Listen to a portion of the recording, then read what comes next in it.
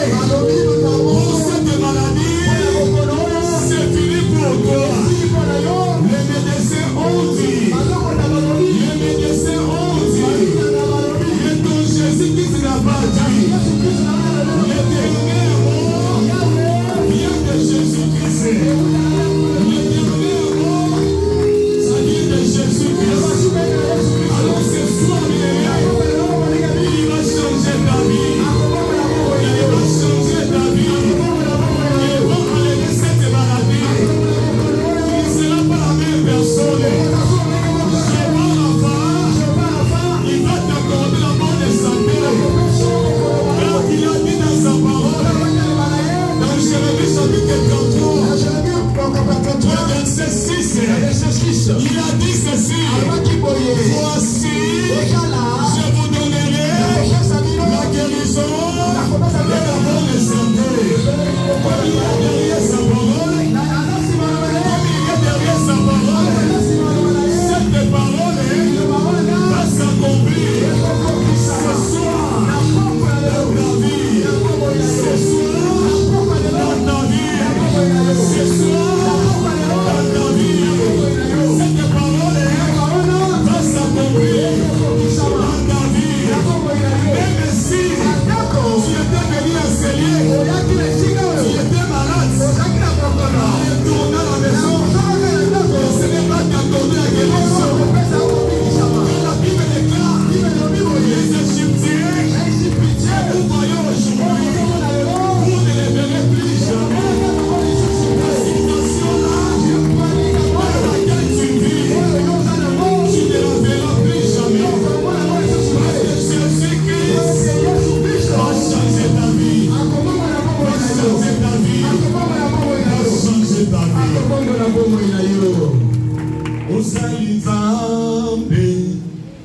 Osali Nzambe, mokeli na nyonso. Yozali Nzambe, mokeli na nyonso.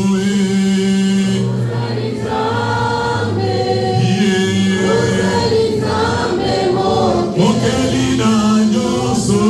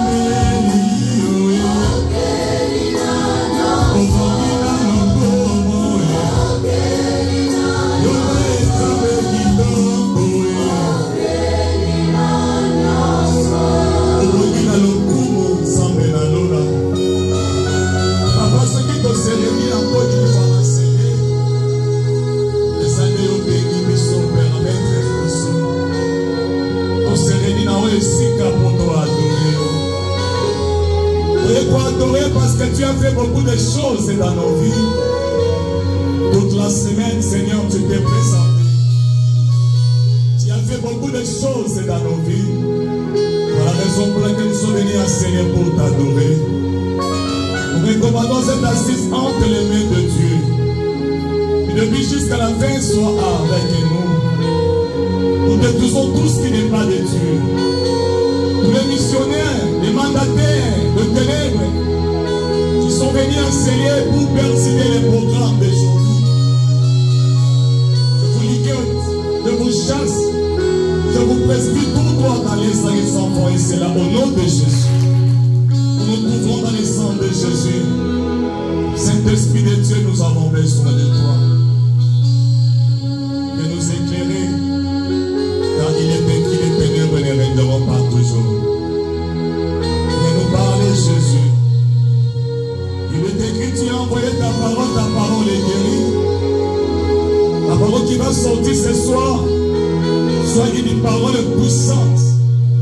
Une parole par laquelle tu vas délivrer ton peuple. Nous avons besoin de toi, Jésus. Tu nous as rassurés avec toi. Nous ferons des exploits et écrasera nos ennemis. Donnez la gloire, te soit rendue. Dans le nom de Jésus-Christ de Nazareth, nous avons ainsi prié. Nous disons merci Seigneur Jésus-Christ. Merci Seigneur Jésus-Christ. Est-ce qu'on peut acclamer les grands dieux? Alléluia. Papa, maman, j'ai 16 ans quand je suis bon. Alléluia. Parce que nous sommes oyo, à ça comme on dit ça, à tout moment dans nos vies. Je bénis le Dieu de papa et maman Olangi. N'a pas mon papa et maman Olangi. Et celui qui a permis que je sois au devant de vous. Le Dieu de la continuité. Commençant par papa jusqu'à madame Chiba. Là ils sont, que le Seigneur le bénisse. Je bénis encore les couples Mwamba de m'avoir choisi de me tenir devant ton peuple pour parler de la part du Seigneur. Le Seigneur vous bénisse. Et je bénis encore mes collègues missionnaires. Le Seigneur vous bénisse. Il nous accorde dont vous avez besoin. Je ne peux pas oublier les enfants de Dieu, le peuple de Dieu. Vous qui êtes venus ce soir pour adorer, que le Seigneur vous bénisse. Il vous accorde tout ce que vous avez besoin.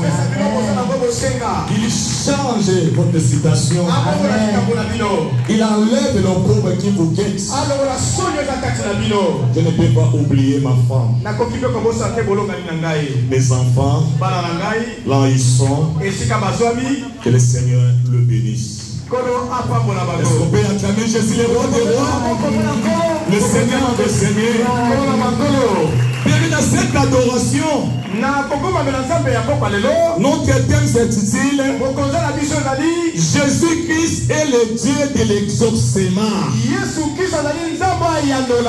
Et ce soir, comme je vous ai dit, l'Éternel va exaucer ta prière. Dans longtemps tu as pleuré. Dans cet après-midi, quand tu vas adorer, quand tu vas demander quelque chose, l'Éternel va exaucer ta prière. Parce qu'il est le même hier, aujourd'hui et éternellement. Lui qui se présente auprès de toi est rentré tel qu'il est devenu. Toutes les personnes qui le cherchent, en rentrant, il y a quelque chose qui se passe en elle. Alors cet après-midi, toi qui es venu ce soir pour adorer Jésus, quand tu vas prier, je le souligne, quand tu vas prier, il va exaucer ta prière. Il va exaucer ta prière. Rapidement, nous allons prendre nos Bibles dans le livre d'Ésaïe 58, le verset 9. Isaïe 58, le verset 9. Nous lisons la parole de Dieu dans les livres d'Ésaïe 58, le verset 9. J'ai lu au nom de Jésus-Christ. Alors tu appelleras et l'Éternel répondra. Tu crieras et il dira, mais voici. Si tu éloignes du milieu de toi les joues, les gestes menaçants et les discours injurieux, parole de l'Éternel. La Bible déclare alors, tu appelleras et l'Éternel répondra. Comme il a dit dans sa parole, dans le livre de Jérémie, chapitre 33, le verset 3, il a dit ceci, invoque-moi, je te répondrai. Ici la Bible dit ceci. Alors tu appelleras, c'est-à-dire tu vas appeler Jésus, le Dieu qui a créé le ciel et la terre. L'Éternel répondra. Et quand tu crieras, et il dira, mais voici.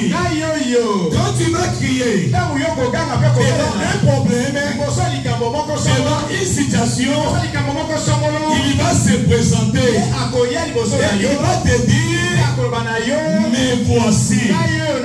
Mais il a souligné, si tu éloignes du milieu de toi les sourds et les gestes menaçants et les discours injurieux. Oui, bien aimé le Seigneur, il va exaucer ta prière. Mais tu vas enlever de mauvaises choses. Tu vas enlever d'autres choses qui ne glorifient pas Jésus. En ce moment-là, quand tu crieras, il va exaucer ta prière. Psaume 118, verset 5. Psaume 118, verset 16. Psaume 118, le verset 5. Psaume 118, verset 5, j'ai lu au nom de Jésus-Christ. Du sein de la détresse, j'ai invoqué l'Éternel. L'Éternel m'a exaucé, m'a mis au large, parole de l'Éternel. La Bible dit au sein de la détresse, j'ai invoqué l'Éternel. L'Éternel m'a exaucé, m'a mis au large. Mais toi qui es venu ce soir, laisse-moi te dire, tu es dans la détresse, tu as des problèmes, tu as des soucis. Lorsque tu vas invoquer Jésus, l'Éternel va exaucer ta prière. Et quand il va exaucer ta prière, il te donnera le témoignage. Comme il a fait de la vie de notre maman Mamissa. Il est le même hier, aujourd'hui et éternellement. Il est capable de te donner des témoignages. Il est capable d'enlever le pauvre qui te guette. Il a donné accès à tout le monde. Invoque-moi. Il n'a pas tenu compte de nos péchés. Il a donné accès à tout le monde. Invoque-moi et je te répondrai. C'est ça, papa, maman. Ceux qui t'ont lié, si nous l'évoquons, il nous répondra. Est-ce qu'on peut acclamer les grands yeux? Nous allons voir un cas dans la Bible. Il y avait un roi. Il avait un problème. Le combat s'est levé. Il s'est dit non, pour ce combat, je ne regarderai ni à gauche ni à droite. Je vais fixer mes regards vers Jésus. Il s'appelait Josaphat. 2 Chroniques chapitre 20. 2 Chroniques chapitre 20. 1 à 9. 1 à 9. 2 Chroniques chapitre 20. 1 à 9, j'ai lu au nom de Jésus-Christ. Après cela, les fils de Moab et les fils d'Ammon et avec eux des Moabites marchèrent contre Josaphat pour lui faire la guerre. On vient en informer Josaphat en disant: une multitude nombreuse s'avance contre toi depuis l'autre côté de la mer, depuis la Syrie, et ils sont là, et ils sont à Tamar, qui est à Guédi. Dans sa frayeur, Josaphat se disposa à chercher l'Éternel, et il publia un représentant au milieu de l'ensemble de Juda et de Jérusalem, dans la maison de l'Éternel, devant de nouveaux parvis. Et il dit: Éternel, Dieu de nos pères, n'est-il pas Dieu dans le ciel? Et n'est-il pas toi qui domines sur tous les royaumes des nations? N'est-ce pas toi qui as en main la force et la puissance, et à toi qui nul ne peut résister? C'est pas toi, ô notre Dieu, qui as chassé les habitants de ces pays devant ton peuple d'Israël, et qui l'a donné pour toujours à la postérité d'Abraham qui t'aime. Ils l'ont habité et ils ont bâti un sanctuaire pour ton nom en disant: si nous survient quelque calamité, l'épée, le jugement, la perte ou la famine, nous nous présenterons devant cette maison et devant toi, car ton nom est dans cette maison. Nous crierons à toi du sein de notre détresse, et tu exauceras et tu sauveras, parole de l'Éternel. Et Chroniques 20 à 23, j'ai lu au nom de Jésus. Le lendemain, ils se mirent en marche de grand matin pour le désert de Tekoa. À leur départ, Josaphat se présentant et dit: écoutez-moi, Juda et habitants de Jérusalem, confiez-vous à l'Éternel votre Dieu et vous serez affermis. Confiez-vous à ses prophètes et vous réussirez. Puis d'accord avec le peuple, il nomma des chantres qui revêtus d'ornements sacrés et marchant devant l'armée. Célébrez l'Éternel et disaient: louez l'Éternel car sa miséricorde vit à toujours. Au moment où l'on commençait les chants et les louanges, l'Éternel passa une embuscade contre les fils d'Ammon et de Moab et ceux de la montagne de Séir qui étaient venus contre Juda, et ils firent bâtir. Les fils d'Ammon et de Moab se jetèrent sur les habitants de la montagne de Séir pour les dévouer par interdit et les exterminer. Et quand ils en eurent fini avec les habitants de Séir, ils cédèrent les uns les autres à se détruire, parole de l'Éternel. Parole du Seigneur. Je dis parole du Seigneur. Ici, on nous parle de l'histoire d'un roi s'appelait Josaphat. Les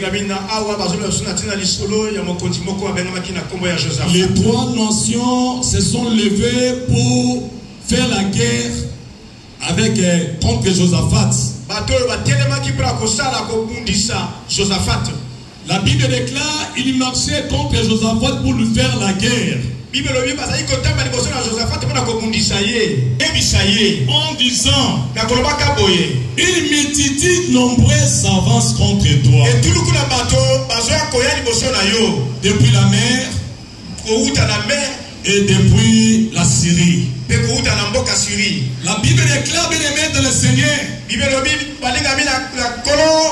quand Josaphat a eu cette information, voilà Josaphat qui n'était pas calme, bien aimé. Quand il a entendu ce message, il n'était pas content, bien aimé. La Bible déclare, bien aimé dans le Seigneur,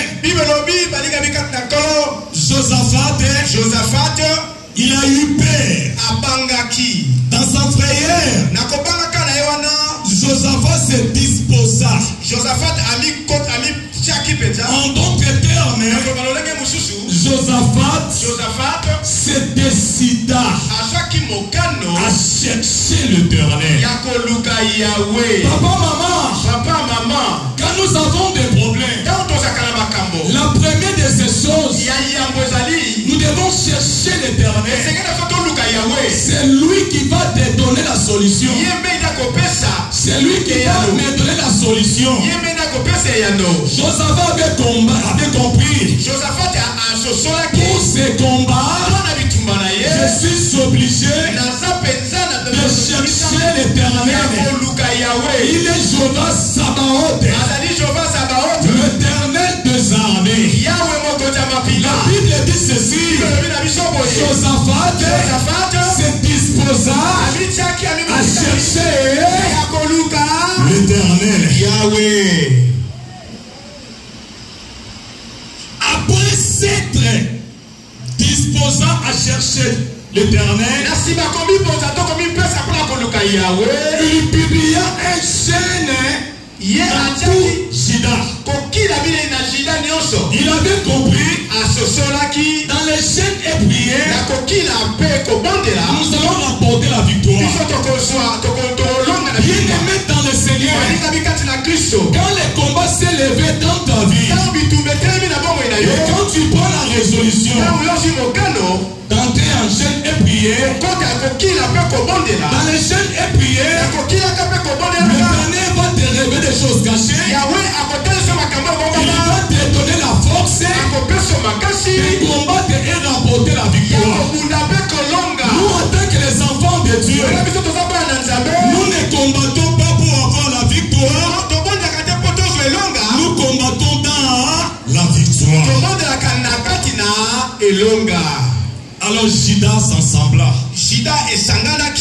pour invoquer l'éternel. La Bible déclare: le peuple venait de toutes les villes pour prier et chercher l'éternel.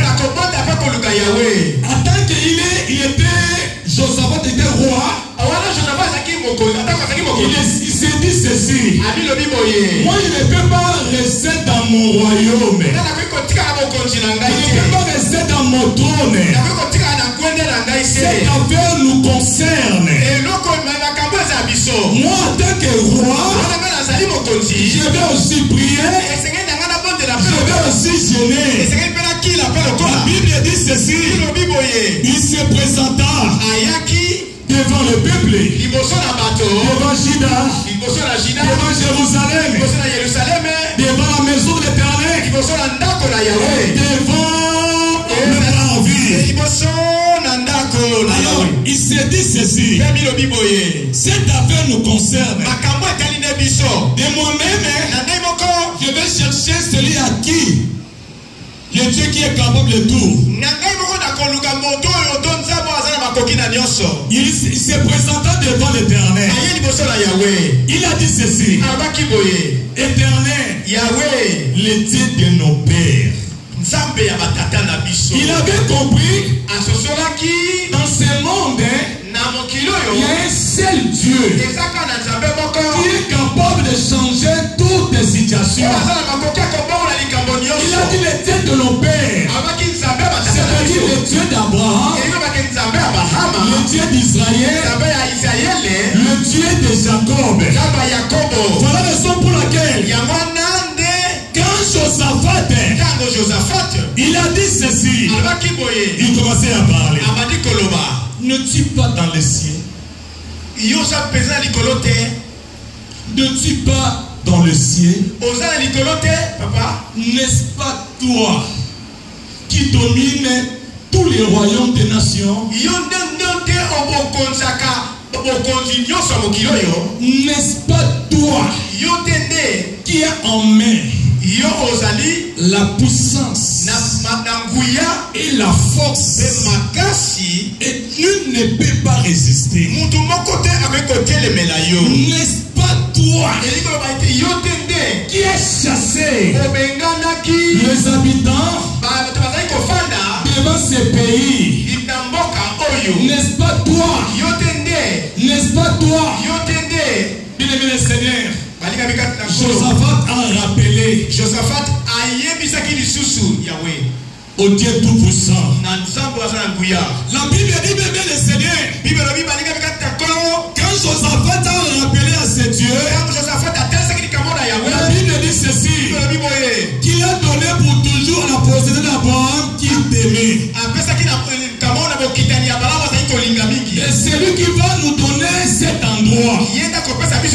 Et nous allons établir les sanctuaires.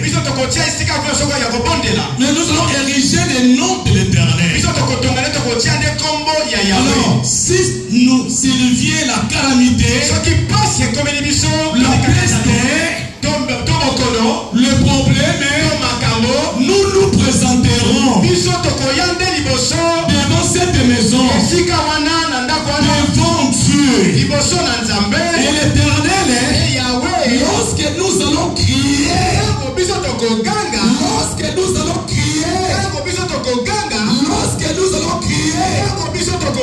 l'Éternel va exaucer nos prières. Et l'Éternel va nous sauver. Nous qui sommes venus en Célier, à la cité de gloire. Lorsque nous nous présentons devant l'Éternel, l'Éternel va exaucer nos prières. Et l'Éternel va nous sauver. Parce qu'il est le même hier aujourd'hui. Éternellement. Alléluia. Qui aime le Seigneur? Josaphat devant ses combats, il n'avait pas la force. Il commençait à dire à Jésus, n'exerce-t-il pas tes jugements sur eux? Il multiplie nombreux savants c'est contre nous. Nous ne savons de quoi faire. Nous sommes sans force. Comme toi tu dis, s'il y a des problèmes, tu te dis, je suis arrivé au bout. Laisse-moi te dire, maman, ici quand tu dis que tu es arrivé à la ici quand tu es sur la confondre banguna na yo. Ici quand tu te dis que tu as la fin. Ici quand tu es sur la Jésus-Christ comment Alléluia. Il y avait un prophète au milieu des enfants d'Israël. L'Éternel l'utilisait puissamment. Il s'est présenté auprès du roi Josaphat. Rempli du Saint-Esprit. Il a dit à Josaphat, avec ses peuples, ne craignez point. Maman kobanga te, juste kobanga te, papa kobanga te. Ata age se epusani, kobanga na we eloko moko te. Ata maladie ekoti nzoto, kobanga na we eloko moko te. Sauveur Rapha, il va se présenter. La guérison. Alléluia. Ayebisi maman kobanga eloko moko te. Pona komba oyo. C'est pas toi qui combattras. Qui combattra pour nous. Il s'appelle Jésus-Christ. Alors, puis ne vous pas mater. Vous vous présentez seulement. Demain, vous verrez la délivrance. L'Éternel va vous accorder. Moïse a dit aux enfants d'Israël, il y a des succès que vous voyez aujourd'hui, vous ne les verrez plus jamais.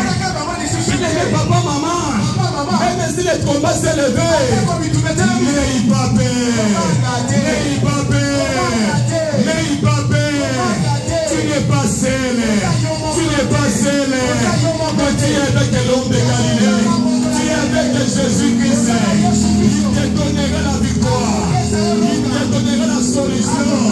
Parce qu'il est omniprésent. Il est parmi nous. Alléluia. Il a dit restez calme.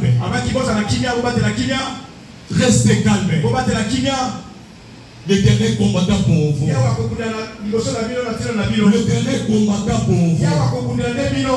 L'Éternel combattra pour vous. L'Éternel combattra pour vous. Bien-aimé dans le Seigneur. Après cela, bien-aimé, Josaphat se présenta auprès de Dieu. Il a dit écoutez. Devant nous, il y a un Dieu. Devant nous, il y a des prophètes. Alors, et ce que nous avons Il faut que toi et moi croyons en Dieu. ce qui t'ont dit, Si nous croyons en Dieu, bien aimé, tu vas affermi. et nous sommes affermis. Mais ce qui t'ont dit, bien aimé, parce que prophète, Si nous croyons au prophète, bien aimé, tu vas réussir. et nous réussirons. Et c'est comme ça. Et ça, de l'Orengewana. Comme il avait eu des directives venant de Dieu, Ah ouais, il y a ça qui m'a qui s'est ouvert qui parle encore. Je lui dis ceci. Vous allez combattre. Okobunda. Vous allez combattre, bien aimé. Okobunda. mais nous allons partir avec les chantres. Vous mettez les chantres devant l'armée.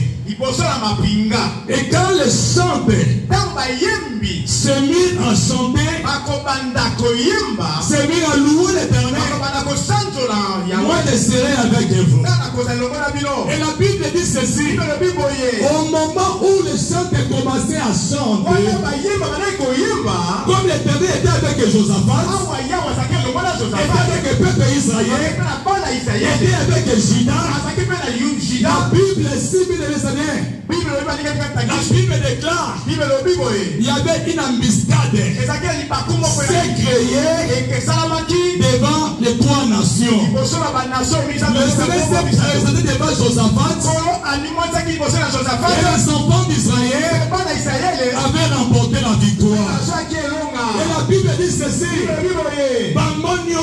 tous ces gens-là, toutes les trois nations, basi qui n'a pas kufa, bango na bango, entre eux, babali kobomana, ils s'entretuaient bango na bango, entre eux, babali kobona moma, ils s'entretuaient. parce que Jésus-Christ était avec Josaphat. Parce que oyo nyonso bakobundisa yo, bango na bango bakobunda, bango na bango bakotala na épée, parce que l'Éternel sera avec toi. Et après cela, le Seigneur s'est présenté dans cette ville, à la ville de Josaphat. Et la Bible dit il y avait la paix. Il régnait dans ce pays. Pourquoi l'Éternel s'est présenté dans la vie de Josaphat? Le Dieu qui était avec Josaphat, il n'a jamais changé. Josaphat avait prié. L'Éternel avait exaucé sa prière. De la même manière que toi tu vas prier, ce soir, l'Éternel va exaucer ta prière. Alléluia. Mais moi j'avais un problème qui me dérangeait. Tout le temps, j'avais mal aux pieds. Je n'arrivais pas à marcher. Un jour, je suis allé à l'université. J'avais porté les chaussures bien aimées. Comme il y avait des douleurs atroces, je n'arrivais pas à marcher. Imaginez-vous, j'ai étudié à ISC Gombe. Et là, je restais à Kitambo. Comme il y avait des douleurs atroces, je n'arrivais pas à marcher. J'ai enlevé les chaussures. Je commençais à marcher pieds nus jusqu'à Kitambo. Il y avait des douleurs atroces. Je suis rentré en prière pour demander à Dieu qu'est-ce qui se passe dans ma vie. J'ai gêné, j'ai prié. Seigneur, accorde-moi la guérison. C'est toi qui donnes la guérison. Révèle-moi des choses cachées. Dans la prière, l'Éternel m'avait révélé. Il y avait un serpent qui était à moi. J'ai commencé à prier. J'ai commencé à combattre. Un jour, l'Éternel s'est levé dans ma vie. L'Éternel s'est présenté dans ma vie. Et il avait tué le serpent là. Depuis lors, jusqu'à présent, j'ai commencé à porter les chaussures. Pourquoi? Le Dieu de papa et maman Orangui avait exaucé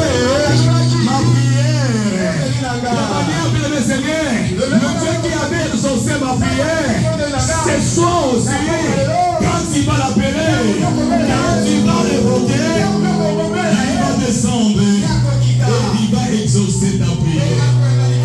Le Seigneur bénisse sa parole. Alléluia.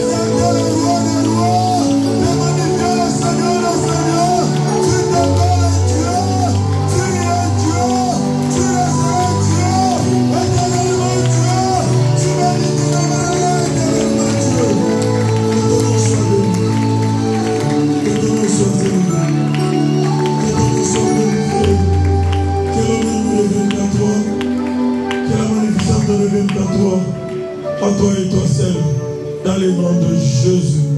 Avec un son de grâce, nous t'avons ainsi prié. Et tout ensemble, nous disons gloire et louange à toi, Seigneur Jésus-Christ.